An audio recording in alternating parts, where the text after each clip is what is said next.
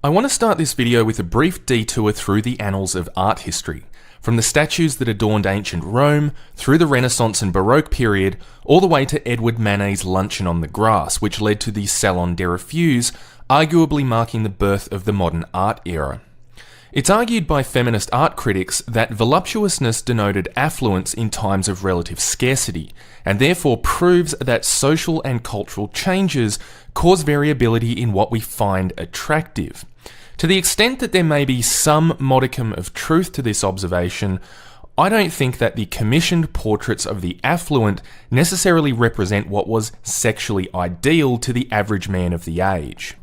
There is, however, a surprisingly far lesser known and far more sensible explanation for the bulky size of females that appeared throughout the works of the Renaissance and Baroque period.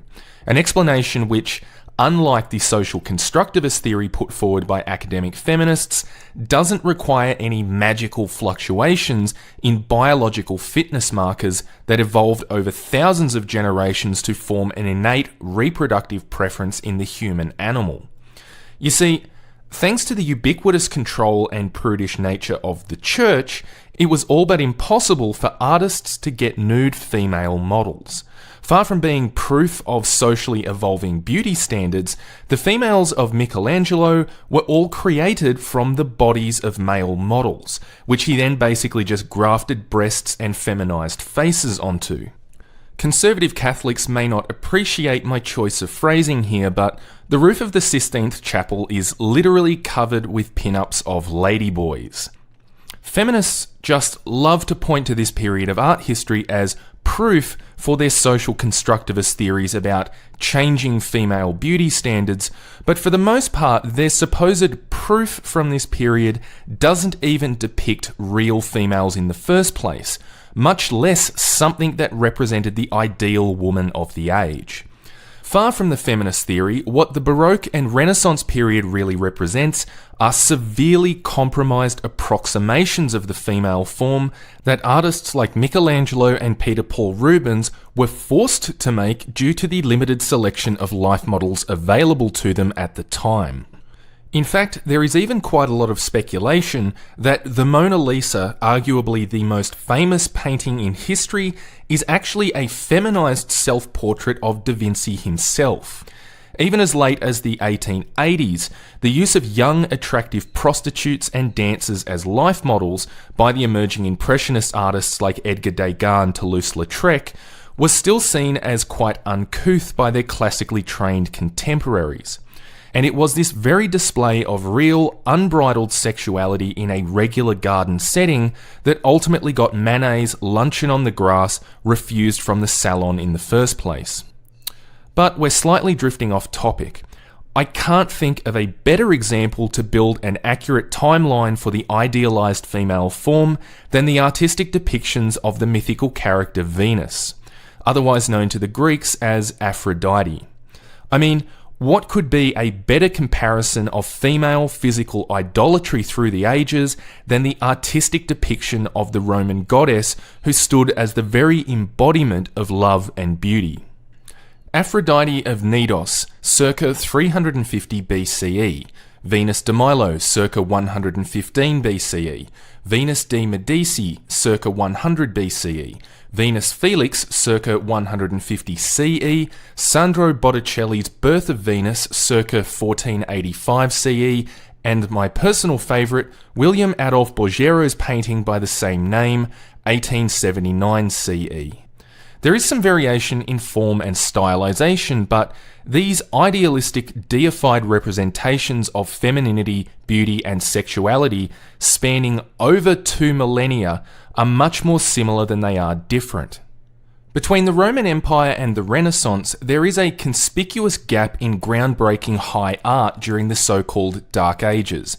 But even the primitive, cartoonish depictions of women we can find from the Dark Middle Ages all points to a rather lithe, petite feminine form.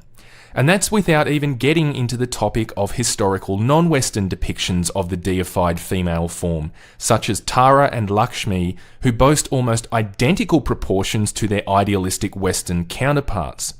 These depictions of Venus, the goddess of love and beauty, all speak to a consistent, unchanging biological standard of what we find sexually and therefore reproductively attractive in the human female, a standard which transcends time and culture. It's so biologically consistent that we are even able to quantify this attractiveness in real, measurable scientific ways. Bilateral symmetry, the golden ratio, hip-to-waist ratio, relative proportions of certain features associated with neoteny. Slight variations notwithstanding, none of these idealised representations of female beauty resemble Rebel Wilson, and there is a very good reason for that. She's fucking grotesque. Despite what feminists will argue, there is a big difference between fertile voluptuousness and morbid obesity. And it's interesting that they keep trying to conscript the image of Marilyn Monroe into their little fat positive cause, but let's be honest, Marilyn Monroe is in no way fat. Side-by-side comparison, one of these things is not like the other things. Ultimately, these consistent depictions of Venus throughout history represent a fixed ideal of biological reproductive fitness that evolved over countless millennia and really hasn't undergone any noticeable change throughout the relatively short duration of recorded human history. You know it, I know it, hell, the fat fucking feminists know it, we're just not really allowed to say it. Instead, we're expected to dance around singing about how Rebel Wilson is really wonderful and beautiful and amazing, a body-positive inspiration to women everywhere. It's an Empress Wears No Clothes situation if ever I've seen one, but the question is, why? If biology precedes culture and culture precedes ideology, why is this happening? From a biological standpoint, obesity is objectively a bad thing. It leads to coronary heart disease, it leads to type 2 diabetes, strokes, high blood pressure, fatty liver disease, certain cancers including kidney, pancreatic and bowel cancer, chronic conditions like sleep apnea, gout, osteoarthritis and back pain. From an objectively measurable standpoint of morbidity and mortality, being overweight is not good for you, and as a result of this clear biological reality, obesity is therefore culturally and socially seen as a bad thing. It telegraphs a lack of genetic fitness. It telegraphs poor self-control. It telegraphs that somebody has very little self-respect or concern for their own health, and if you live in a country like mine that has a universal healthcare system, it telegraphs that someone has very little respect for the rest of society who ultimately have to carry their weight, so to speak. In summary, being fat is socially seen, and with very good reason, as extremely undesirable. Fat people are not considered by society to be attractive. So the question is, if being fat goes against our biology and goes against our cultural preferences, how is it possible that an ideological movement of fat acceptance, as well as its various shibboleths like fat shaming, have gained some kind of mainstream traction? And when I say mainstream, I do not mean the regressive left, I mean everyone. From the Young Turks... She strikes me as someone who's actually trying to make a very serious and very terrible statement about overweight people with this facade of comedy.